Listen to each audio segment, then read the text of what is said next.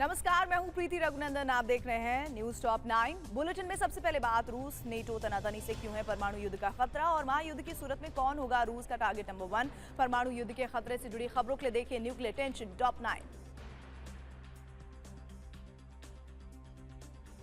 रूस नेटो टकराव के बढ़ने से परमाणु युद्ध खतरा मंडरा रहा है। पोलैंड में न्यूक्लियर वेपन की तैनाती की खबर से भड़के रूस ने महाविनाश की चेतावनी दी है। विदेश मंत्रालय की प्रवक्ता मारिया ज़खारोवा ने कहा कि अगर ऐसी गलती हुई तो न्यूक्लियर फैसिलिटी पर सीधा अटैक होगा। रूस ने बयान जारी कर पोलैंड को न्यूक्लियर वेपन की तैनाती से बचने की सलाह दी है। उप विदेश मंत्री सर्गेई रयाबकोव ने कहा कि बिना उकसावे के रूस कोई कदम नहीं उठाता, लेकिन अब रूस की मिलिट्री प्लानिंग में सबसे आगे पोलैंड होगा। पोलैंड में न्यूक्लियर तैनाती पर फ्रांस ने भी नाटो को सावधान किया है। फ्रांस के रक्षा मंत्री सेबेस्टियन लेकार्नो के मुताबिक इससे यूरोप में हालात और बिगड़ने की आशंका है। रूस आक्रामक हो सकता है। पिछले साल बेलारूस बॉर्डर पर नाटो ड्रिल का नतीजा रूसी हथियारों की तैनाती रही।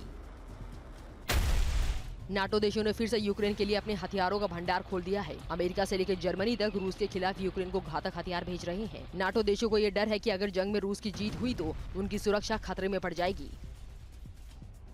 यूरोप पर महायुद्ध के खतरे को देखते हुए दक्षिण पूर्वी नाटो देश क्रोएशिया भी अपनी सैन्य शक्ति को तेजी से बढ़ा रहा है। फ्रांस से मिले 6 राफेल जेट्स को क्रोएशियाई वायुसेना में शामिल किया गया है। 2025 से पहले सभी मिग-21 को राफेल से बदलने का लक्ष्य है।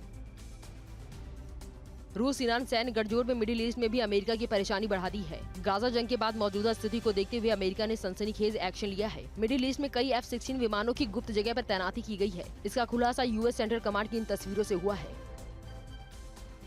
ईरान और उसके प्रॉक्सी गुटों की आक्रामकता को देखते हुए अमेरिका अलर्ट है। अमेरिकी मीडिया के हवाले से सऊदी अरब के प्रिंस सुल्तान एयरबेस पर F-16 की तैनाती की खबर है। सऊदी अरब में यूएस फोर्स की 510 फाइटर स्क्वाड्रन की तैनाती किसी बड़े खतरे की ओर इशारा करता है।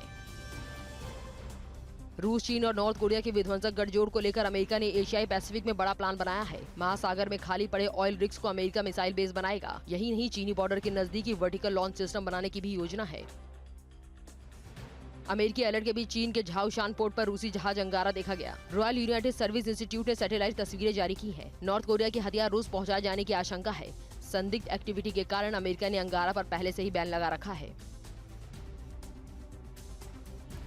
इजरायल के हमलों से कैसे दहला दक्षिणी लेबनान IDF बेस पर, किसने की बारूदी बौछार और गाजा में फिर क्यों छिड़ी विध्वंसक जंग। वॉर फ्रंट की विस्फोटक खबरों के लिए देखिए महायुद्ध टॉप 9।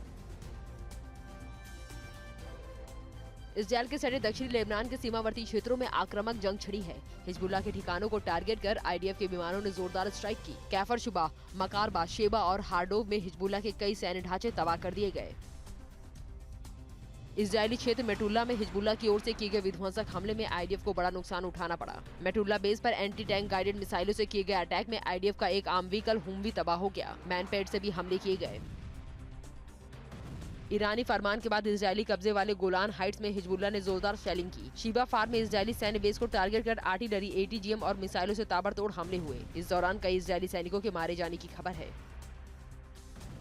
अल धैराह और शिबा फार्म्स में हिजबुल्लाह ने एक बार फिर सुबह के वक्त हमला बोला। इजरायली जिब्दीन बैरक सैन्य बेस और वेपन डिपो को निशाना बनाकर ड्रोन और रॉकेट से अटैक किया गया। इजरायल के मार्गारियर आर्टिलरी मुख्यालय पर भी हमले हुए।